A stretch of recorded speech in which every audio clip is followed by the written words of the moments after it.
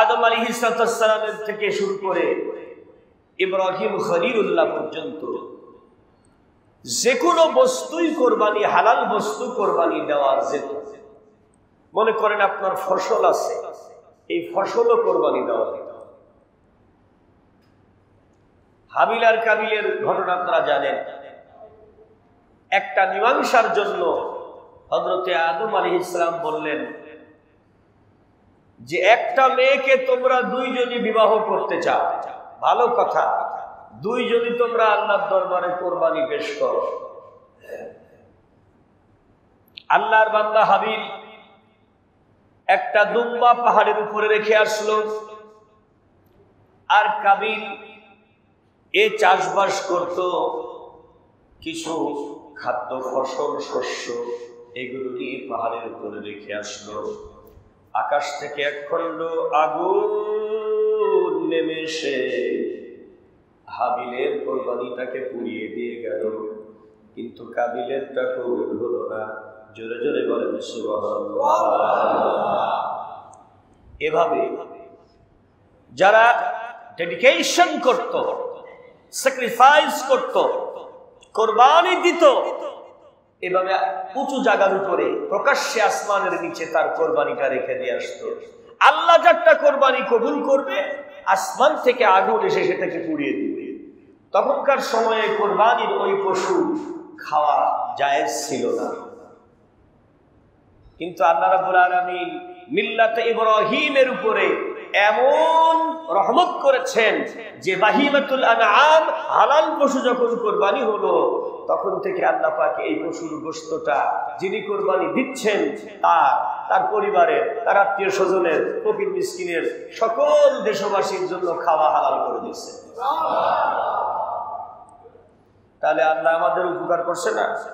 আর এই যে সুযোগ আমরা পাইছি, এজন্যই বড় বড় ডিপ ফ্রিজ কিনা সব ভর্তি করে ফেলাইতেছে। এমনকি এমনও বাড়ি আছে গত বছরের কোরবানির গোশত এখনো আছে। কথা কন্যাকে আমরা তো সারা বাংলাদেশে দাওয়াত খাইয়া বেড়াই, আপনারা বিশ্বাস করেন আর না করেন, কারণ আমরা হুজুর মানুষ, মাহফিল করি, যেখানেই যাই সেখানেই হুজুরকে একটু ভালো খাওয়ানোর জন্য চিন্তা করে না, করে না? আমরা পরের খাই আর নিজের খাই, ভালোটাই খাই। সুবহানাল্লাহ কইছেন? এটা লজ্জা করার কিছু আছে নাকি?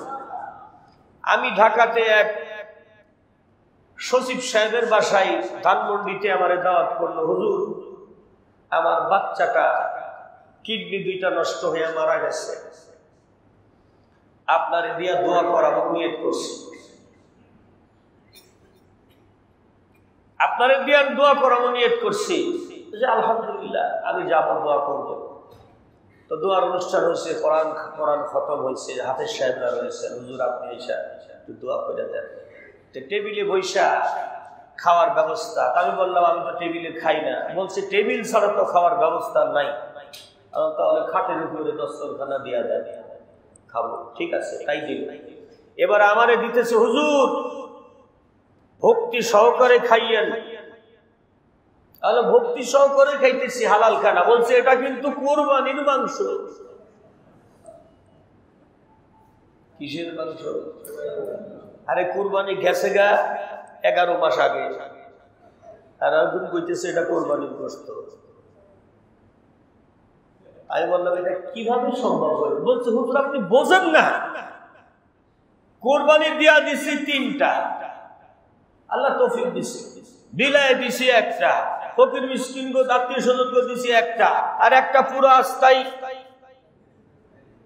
তা কথা কয় না। কি কইরা দিছি? রাইখা দিছি, সারা বছর যেন কোরবানির গোশত খাইতে পারি। আচ্ছা বলেন, এইটা কোনো হিসাব হইল? নেক আমল আর বদ আমলের মধ্যে পার্থক্য আছে। গনিমত জান লো ইস হায়াত জিন্দগি কো, তোমরা গনিমত মনে করো তোমাদের এই জীবন আর মৃত্যুর মাঝখানের সময়টাকে, এটা হায়াত, এটাকে গনিমত মনে করে যদি নেক আমল করতে পারো এটাই তোমার নাজাতের জন্য কাজে আসবে, কবরের জন্য কাজে আসবে। তুমি যত বড় যে অফিসার হও কোনোভাবে আল্লাহর শাস্তি থেকে বাঁচতে পারবে না। যদি বলেন ঠিক কি না? দৌলত কাম আয়েগা, না শহরত কাম আয়েগা, না औलाद काम आएगा, जो कुछ काम आएगा वो नेक अमाल है तेरा। औलाद बुनियाद, টাকা পয়সা সম্পদ কোনো কিছুই তোমার কাজে আসবে না রে বান্দা। ওইটাই কাজে আসবে নেক নিয়তে নেক আমল যেটুকু করেছো, ওই নেক আমল তোমাকে জাহান্নামে যাইতে দিবে না।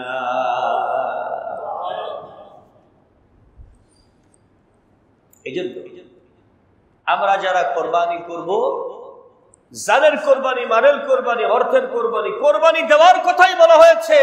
কোরবানি আল্লাহ বড় পছন্দ করে। কুরবান শব্দের অর্থ হলো নৈকট্য লাভ করা। যে কোরবানি দেয় সে আল্লাহর নৈকট্য লাভ করে। সুবহানাল্লাহ বলেন। যে কোরবানি দেয় সে আল্লাহর নৈকট্য লাভ করে। কেমন ভাবে নৈকট্য লাভ করে? হযরত ইব্রাহিম খলিলুল্লাহ নামাজের মধ্যে ইব্রাহিম আলাইহিস সালামের নামে দরুদ পড়া লাগে। এর কারণটা কি? কারণটা হলো এজন্যই ইব্রাহিম নবী নিজের আপন সন্তানটাকেই কুরবানি করে দিয়েছে আল্লাহর জন্য। আল্লাহ এত খুশি হয়েছে কিয়ামত পর্যন্ত সমস্ত ইবাদতকারীরা ইব্রাহিমের নামে দরুদ পড়বে নামাজের ভিতরে, ইবাদতের ভিতরে। জোরে বলেন সুবহানাল্লাহ। ইয়া বুনাইয়া إني أرى في المنام أني أذبحك فانظر ماذا ترى।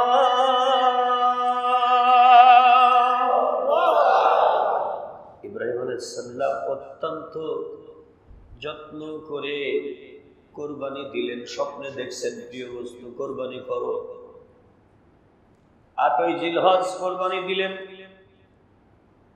আবার স্বপ্ন দেখতেছেন প্রিয় বস্তু কুরবানি দিলে দাও। ওই উট দুম্বা কুরবানি আমি নিব না। আবার পরের দিন কুরবানি দিলেন। কোন কিতাবে আছে উট, কোন কিতাবে আছে দুম্বা। ভালো কথা, উট দুম্বা যাই দিক দিয়েছে, কিন্তু শেষ পর্যন্ত 9ই জিলহজ আবার স্বপ্নে দেখে ফেললেন তোমার সবচাইতে প্রিয় বস্তুকে কোরবানি করো। সবচাইতে প্রিয় ইসমাইল ছাড়া আর কেউ না। সারা জীবন আল্লাহ একটা সন্তান দাও, আল্লাহ একটা সন্তান দাও, সেই প্রার্থনা করতে করতে করতে চোখের পানি শুকায়া গেছে।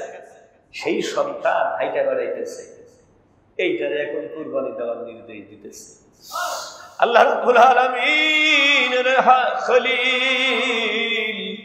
কোন কথা না কইরা, প্রশ্ন না কইরা, আমার মওলা যাতে খুশি, আমার মওলা যদি আমার সন্তানকে কুরবানি দিলে খুশি হয়, আমিও তাতে খুশি।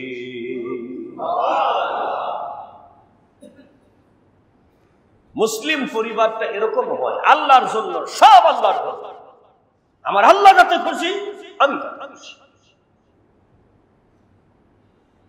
সকালবেলা প্রশ্ন করে,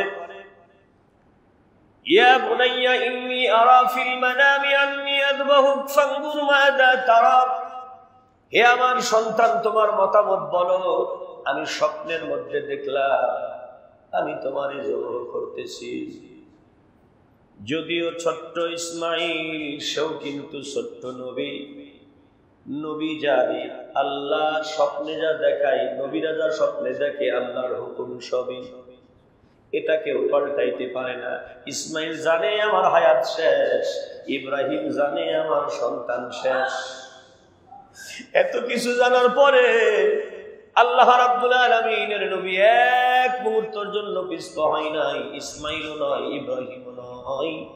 ইব্রাহিমের কথার উত্তরে ইসমাইল জবিহুল্লাহ বলে, ইয়া আবাতি ফাআল মা তুমার সাতাজিদুনি ইনশাআল্লাহ মিনাস সাবিরিন।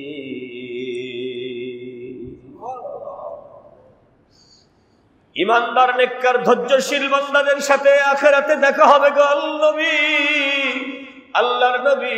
আমার আব্বা যান, আপনাকে যা নির্দেশ করা হয়েছে আপনি পালন করুন। ধৈর্যশীল নেককারদের মাঝে জান্নাতে দেখা হবে। কারণ বাচ্চা বুঝে ফেলেছে যে আমার হায়াত শেষ, আমাকে কোরবানি হতে হবে। বাধা দেয়নি, আপনি পালন করুন, আমি রেডি। আজকের ফিলিস্তিনের মুসলমানরা রেডি, মা বোন বাচ্চা কাচ্চা সব রেডি। যে কোনো মূল্যে বাইতুল মুকাদ্দাসের ইজ্জত রক্ষা করতে হবে।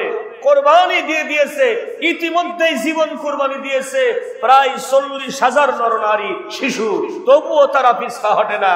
আর একবার বলেন সুবহানাল্লাহ। এইটার নাম মুসলমান। জানের কোরবানি, মালের কোরবানি, বাড়ির কোরবানি, ঘরের কোরবানি সব দিতে রাজি আছি, কিন্তু আল্লাহর ঘর দিতে রাজি না।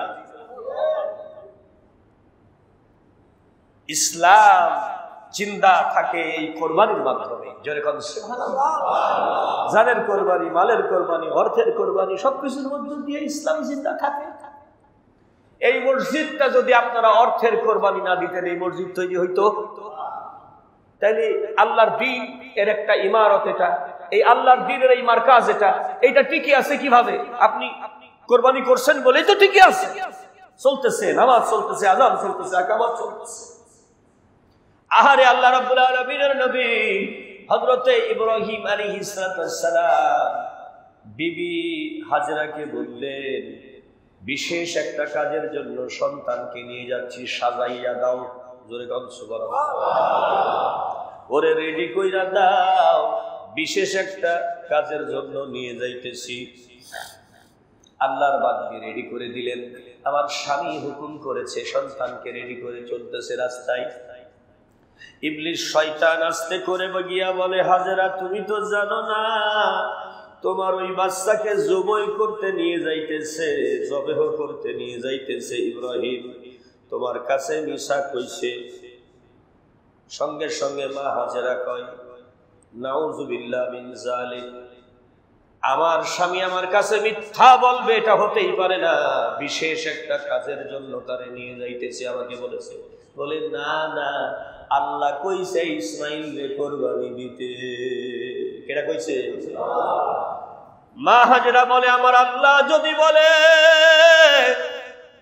আমার সন্তান কেন, আমার নিজের জীবনটাও দিতে রাজি আছি। বুঝতে পেরেছি তুই ইবলিস শয়তান, ওয়াসওয়াসা দিতে আইছো। আল্লাযী ইওয়াসওয়িসু ফি সুদুরিল মিনাল জিন্নাতি ওয়াল, তুমি সেই ইবলিস শয়তান আমারে ওয়াসওয়াসা দিতে আইছো। দূর হ শয়তান। 3টা পাথর ফিক্কা মারছে। জোরে জোরে বলেন সুবহানাল্লাহ। শয়তান ওই জায়গায় আর পাত্তা পাইছে? ইমানি শক্তির সামনে শয়তান আউট, দৌড়। এইবার ইসমাইল রে গিয়া কইতেছে, ইসমাইল রে, মনে মনে ওয়াসওয়াসা দিতেছে, তোর বাবা তোরে কইছে বিশেষ কাজের জন্য নিতেছে। বলে না না না, আমার আব্বা কইছে আমারে কোরবানি দিবে। বলে না, তোমার আব্বা তোমারে কোরবানি দিবে এটা ঠিক আছে, কিন্তু তুমি জানো না তোমার আব্বাকে শয়তান ওয়াসওয়াসা দিছে। শয়তানেই কইতেছে, শয়তান ওয়াসওয়াসা দিছে। এটা আবার কত বড় শয়তানের চিন্তা করে। শয়তানেই কইতেছে যে শয়তান ওয়াসওয়াসা দিছে। ইসমাঈল আলাইহিস সালাম পাথর ফিক্কা মারে, আমার আব্বা নবী, আমার আব্বা জান হলো নবী, তার কাছে কোন শয়তানের ওয়াসওয়াসা চলে? যা সে স্বপ্ন দেখছে, শয়তান কোন নবীকে স্বপ্ন দেখাইতে পারে? স্বপ্নে দেখেছে আমার বাবা, এটা আল্লাহর ওহী, তুই দূর হয়ে যা। দিছে 3টা পাথর ফিক্কা মাইরা, শয়তান দৌড় দিয়ে গেছে। এবার ইব্রাহিম আলাইহিস সালামকে ওয়াসওয়াসা দেওয়ার চেষ্টা করেছে, ইব্রাহিম রে, তোর আল্লাহ তোরে স্বপ্ন দেখাই নাই, স্বপ্ন দেখাইছে শয়তান। ইব্রাহিম আলাইহিস সালাম তিনি 3টা পাথর মারছেন, 3ও জায়গায় শয়তান আত্মপ্রকাশ করছে। 3 জায়গাতেই তিনবার শয়তানকে দেখছে, তিন জায়গাতেই পাথর মারছে। আরেকবার বলেন সুবহানাল্লাহ। হজ করতে গেলে আপনারা তিন জায়গায় পাথর মারেন, জোরে বলেন কয় জায়গায়? এই পাথর মারার উদ্দেশ্যটা কি? উদ্দেশ্য হলো এই যে নিজের ভেতরের শয়তানিকে দূর করে দেওয়া। বলেন পাথর মারার উদ্দেশ্য কি? নিজের ভেতরের শয়তানিটাকে দূর করে দেওয়া। আল্লাহ রাব্বুল আলামিনের নবী ইব্রাহিম আলাইহিস সালাম যথারীতি ইসমাইলকে শোয়া দিয়েছে, প্রচন্ড ধারালো ছুরি।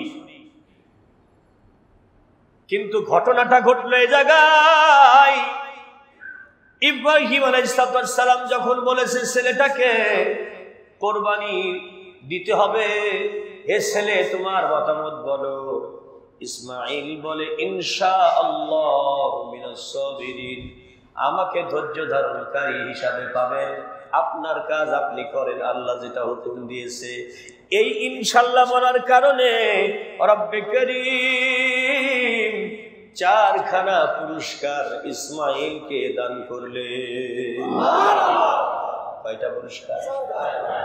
1 নাম্বার পুরস্কার দিলেন আমার আল্লাহ, ইসমাইলের মউত হবে না, আল্লাহ তাকে হায়াত দারাজ করে দিলেন। অর্থাৎ ইসমাইল জবাই হবে না, তার পরিবর্তে দুম্বা জবাই হবে। আল্লাহ রাব্বুল আলামিন বলছে জিবরিল রে, আমার ইসমাইল যখন ইনশাআল্লাহ বলেছে, আমার রহমতের ভালোবাসার দরিয়ায় ডুব দিয়েছে, অতএব এই মুহূর্তে ওর মৃত্যু বন্ধ। যত চেষ্টাই করুক ইব্রাহিমের তরবারি কাজ করবে না, পাথর কাটবে, গলা কাটবে না। 2 নাম্বার, জিবরিল আমিন রে, জান্নাতের ভিতরে সাদা এই দুম্বাটা ঘুরতেছে, ওইটা ধইরা নিয়া ইব্রাহিমের হাতের মধ্যে ঢুকায়া দে, আর তার পরিবর্তে ইসমাইলকে সরাইয়া নে। পাথরে কোপ দিছে, পাথর কাটে। এইবার ইব্রাহিম আলাইহিস সালাম ছুরি চালায় দিয়েছে, বিসমিল্লাহি আল্লাহু আকবার। গরম রক্তে হাত যখন ভিজে গেছে, বুঝতে পারছে বাচ্চা জবাই হয়ে গেছে। সন্তানকেই জবাই করছে, কিন্তু আল্লাহ করছে দুম্বাটারে জবাই করে দেওয়াইছে, আর ইসমাইল রে জিবরিল আমিনকে দিয়া পাশে দাঁড় করায় রাখছে। জোরে বলেন আল্লাহু আকবার। বলে এই দৃশ্য দেখে ইব্রাহিম ইসমাইল আলাইহিস সালাম বলে আল্লাহু আকবার, কি কারিশমা আল্লাহ। ইব্রাহিম আলাইহিস সালাম চোখ খুলে দেখে যে দুম্বা জবাই হয়েছে, ছেলে পাশে দাঁড়াইয়া আরেকবার বলেন আল্লাহু আকবার। এইবার বাপ আর ছেলের এই খেলা দেখে হযরতে জিবরিল আমিন বলে লা ইলাহা ইল্লাল্লাহ, আল্লাহু আকবার। জোরে বলেন আল্লাহু আকবার। আর এই অবস্থা দেখে আল্লাহর আরশের ফেরেশতারা বলে ওয়ালিল্লাহিল হামদ। সুবহানাল্লাহ বলবেন না? ফেরেশতারা কি বলে? ওয়ালিল্লাহিল হামদ, সমস্ত প্রশংসার মালিক আল্লাহ। ইসমাইল আলাইহিস সালাম বললেন আল্লাহু আকবার। ইব্রাহিম আলাইহিস সালাম চোখ খুলে বললেন আল্লাহু আকবার। কয়বার হইল? আল্লাহু আকবার, আল্লাহু আকবার। জিবরিল আমিন বলছে লা ইলাহা ইল্লাল্লাহ, আল্লাহু আকবার। জিবরিল আমিন কি বললেন? লা ইলাহা ইল্লাল্লাহু, আল্লাহু আকবার। আর এই দৃশ্য দেখে সমস্ত ফেরেশতারা বলতেছে ওয়ালিল্লাহিল হামদ। এই সব মিলাইয়া আল্লাহু আকবার, আল্লাহু আকবার, লা ইলাহা ইল্লাল্লাহ, আল্লাহু আকবার, আল্লাহু আকবার, ওয়ালিল্লাহিল হামদ। জোরে করে আল্লাহু আকবার। তাহলে এখানে মূল উদ্দেশ্য হলো আল্লাহর রেজামন্দি। মূল উদ্দেশ্য কি? আল্লাহর রেজামন্দি।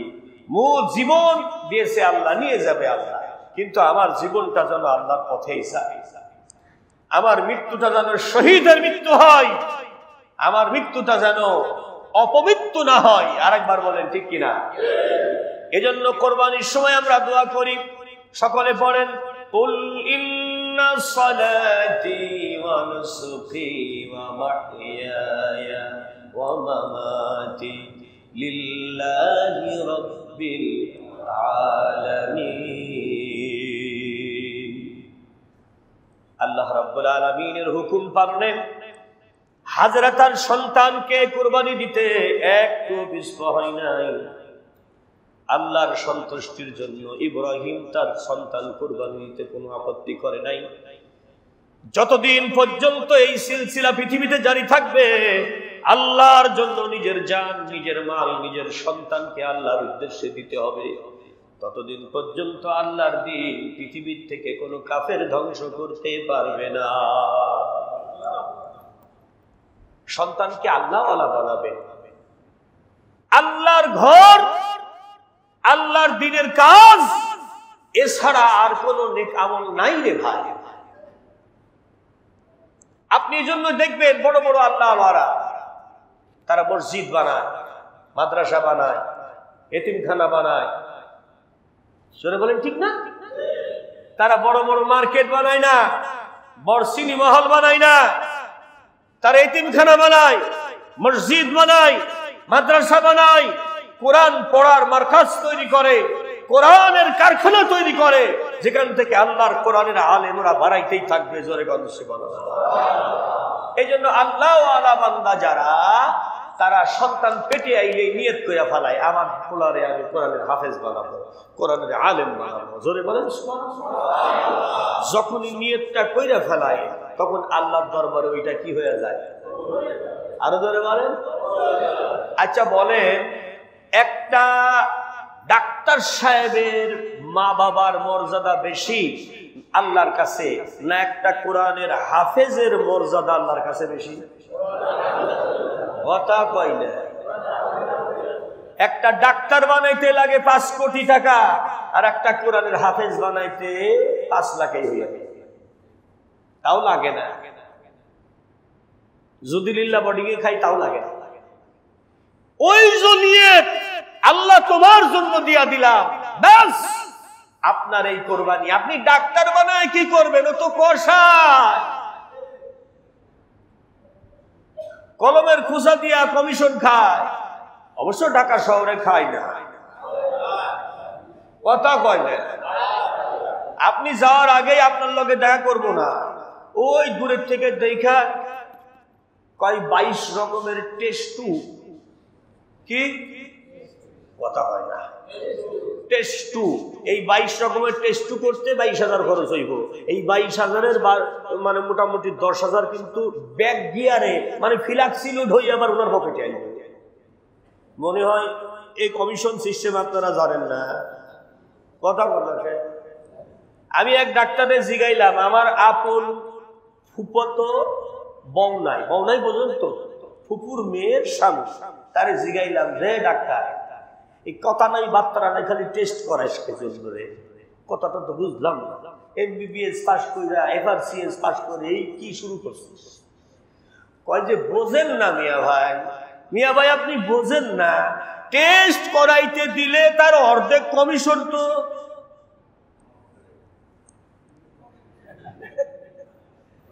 ঘুইয়া আমাদের পকেটে আসে। এটা আপনি বোঝেন না। রুগী মানে একটা খরিদ্দার, রুগী মানে একটা পাইসি রে, সাথে সাথে খরিদ্দার হয়ে যায়। রুগী তো না, ওইটা খরিদ্দার। ধরে বলেন কি খরিদ্দার। আমাগো শ্যামবাজারের খরিদ্দারেরা, দোকানদারেরা, খরিদ্দার জায়গায় জায়গায় জায়গায় জায়গায় ঘুইরা তারপরে ইচ্ছা মতো আলু পটল বেগুন পেঁয়াজ কেনে, তাই না? কিন্তু ওই জায়গায় ওই সুযোগ নাই। কইব আবার অমক ডায়াগনস্টিক সেন্টার থেকে অমক জায়গার থেকে টেস্ট করাইতে হইব, নইলে টেস্ট তো গ্রান্ট হইব না। ঠিক না ঠিক? আপনার ওই জায়গার থেকে ডাক্তার বাবু জেনে কইব, ওই জায়গার থেকে করাইতে হইব, যাতে কমিশনটা নিশ্চিত ভাবে 100% তার পকেটে ঠিকঠাক মতো আসে।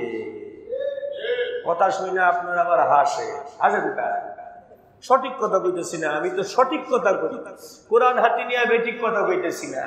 ও মিয়া, আল্লাহর দরবারে কোনো কমিশন খাওয়ার ব্যবস্থা নাই, ডাইরেক্ট। জোরে বলেন কি? আপনি কোরবানি দিবেন, ডাইরেক্ট আল্লাহ কবুল করবে। জোরে বেটা বাবা লা ইয়ানালুল্লাহু লুহুমুহা ওয়ালা দিমাউহা ওয়ালাকিন ইয়ানালুহু তাকওয়া মিনকুম।